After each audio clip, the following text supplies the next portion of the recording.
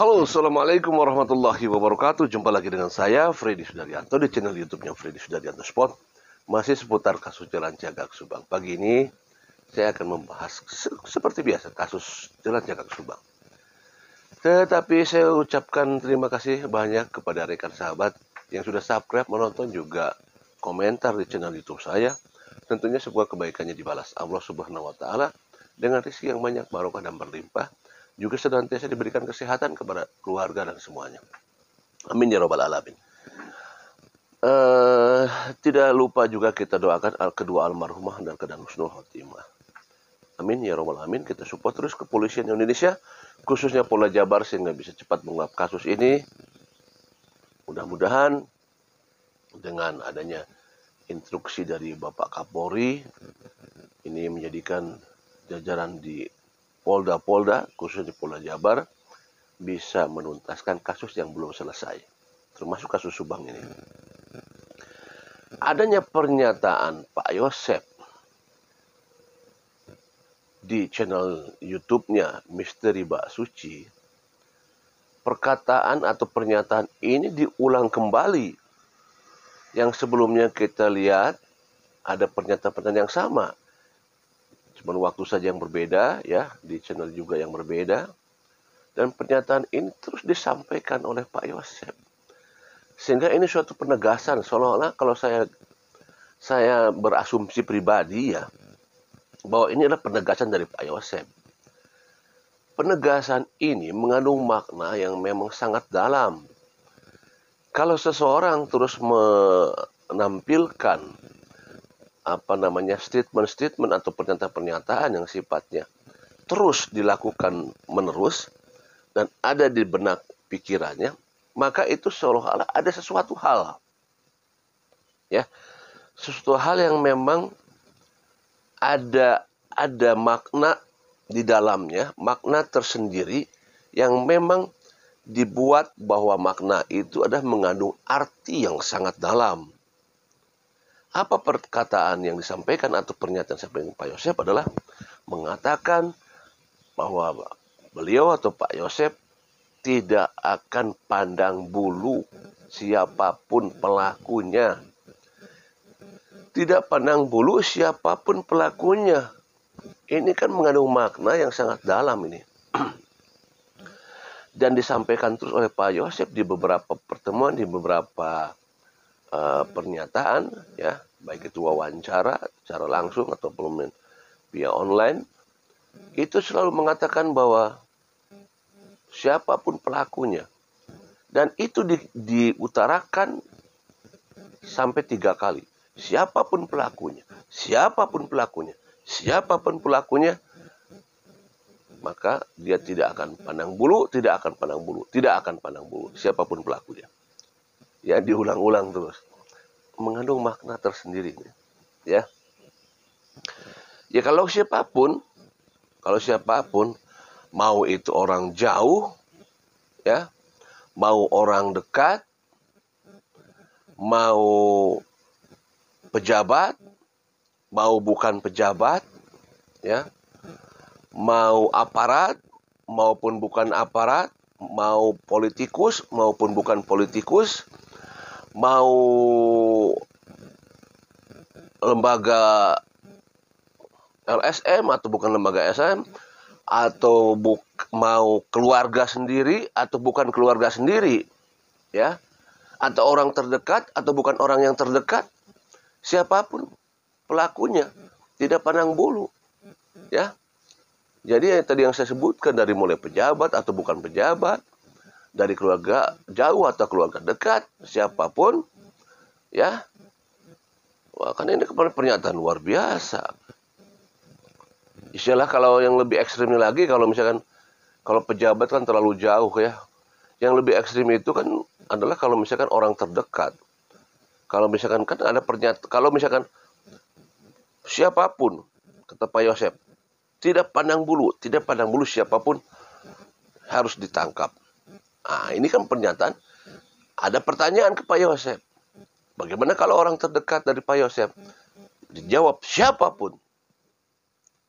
Tidak pandang bulu. Ya, kalau begitu berarti Kalau misalkan ya, ini kan pengungkapan ini tadi mengandung makna tersendiri, bahwa ada pengungkapan sekalipun dia orang terdekat ya dari Pak Yosef, maka Pak Yosef tidak pernah pandang bulu.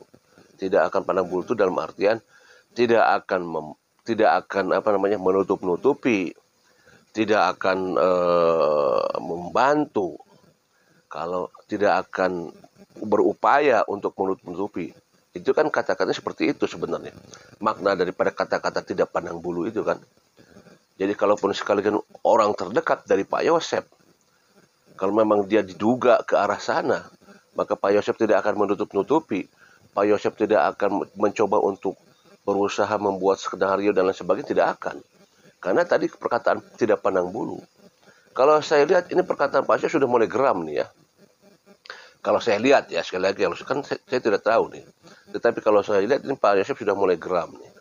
Ya, dengan pernyataan ini sudah mulai geram. Nah, kalau saya berandai-andai ini,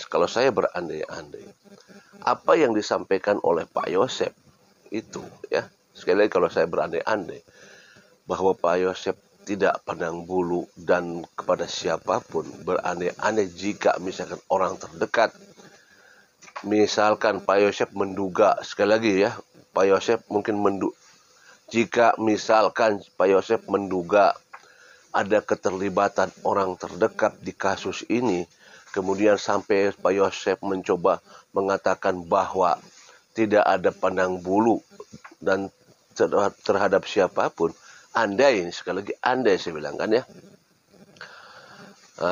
maka ini adalah suatu hal yang mungkin diduga oleh Pak Yosef bahwa ada keterlibatan orang terdekat. Sekali lagi andai, sekali lagi ya, andai kata seperti itu, misalkan seperti itu ya. Nah, pada saat itu maka masyarakat akan menerawang, kemudian akan berargumentasi, mencocok-cocokkan ya, memberikan inspirasi, pikiran dan sebagainya, argumentasi siapa orang terdekat tersebut. Misalkan sekali lagi andaikan, ini pertanyaannya ya. Kan andaikan kalau misalkan itu ada pernyataan Pak Yosef seperti itu. Ya. Ya, itulah masih juga sebagai argumentasi saja, sebagai perkiraan saja. Ya. Tetapi sekali lagi ini mengandung makna yang sangat luar biasa. Karena pernyataan ini selalu diungkapkan terus-menerus oleh Pak Yosef di setiap wawancara, walaupun dimanapun, dengan YouTuber atau dengan siapapun ya. Seperti itu. Ya, tentunya sekali lagi bahwa kita mengharapkan pernyataan-pernyataan dari seorang saksi, khususnya adalah mereka-mereka yang memang dekat dengan keluarga korban. Itulah yang kita tunggu speak up-nya sebenarnya ya. Mereka lah yang lebih tahu. Kalau Pak Yosef adalah suami daripada Ibu Tuti, Yoris adalah anak daripada Ibu Tuti, sekaligus kakak daripada Amelia, dan Pak Yosef adalah bapak dari Amelia, kedua almarhumah. Inilah orang-orang terdekat yang jelas pasti mengetahui keadaan kedua almarhumah, baik sebelumnya 1 hari, 2 hari, 3 hari, 4 hari, 1 minggu, 1 bulan, perkembangannya seperti apa, apakah ada permasalahan di kedua almarhumah, pernah curhat dengan Pak Yosef, pernah curhat dengan Kang Yoris, ya, pernah ngobrol masalah-masalah hal yang berkaitan dengan apa, berkaitan dengan masalah yang disampaikan oleh kedua almarhumah, ya. Jadi ya kita sekali lagi berharap adalah informasi akan didapat dari Pak Yosef dan Kang Yoris. Ya, mudah-mudahan dengan statement Pak Yosef mengatakan bahwa tidak pandang bulu, ini mengisyaratkan bahwa Pak Yosef menduga atau ada dugaan di pikiran Pak Yosef terhadap seseorang yang mungkin dekat dengan Pak Yosef. Ya, ini kan dugaan sekali lagi ya. Andaikan bisa bila mana bisa terjadi seperti itu dengan kata-kata yang disampaikan oleh Pak Yosef tersebut. Baik, ini adalah cuplikan yang disampaikan oleh Pak Yosef di wawancaranya dengan Misteri Basuci ya mengenai pernyataan bahwa tidak pandang bulu. Demikian. Assalamualaikum warahmatullahi wabarakatuh. Mohon pemerhati dari netizen untuk memberikan yang terbaik lah.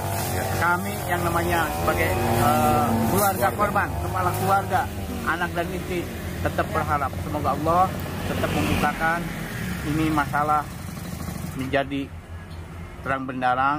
Amin. Dan ada pelakunya yang ditetapkan. Amin. Sesuai harapan semua pihak, terutama kami sebagai kepala keluarga. Itu aja. Saya dengan yuris tetap konsisten. Dan kalau Bapak sekali lagi, siapapun pelakunya tidak pandang bulu. Siapapun pelakunya tidak pandang bulu. Siapapun pelakunya tidak pandang bulu. Sekian dan terima kasih. Wassalamualaikum warahmatullahi wabarakatuh.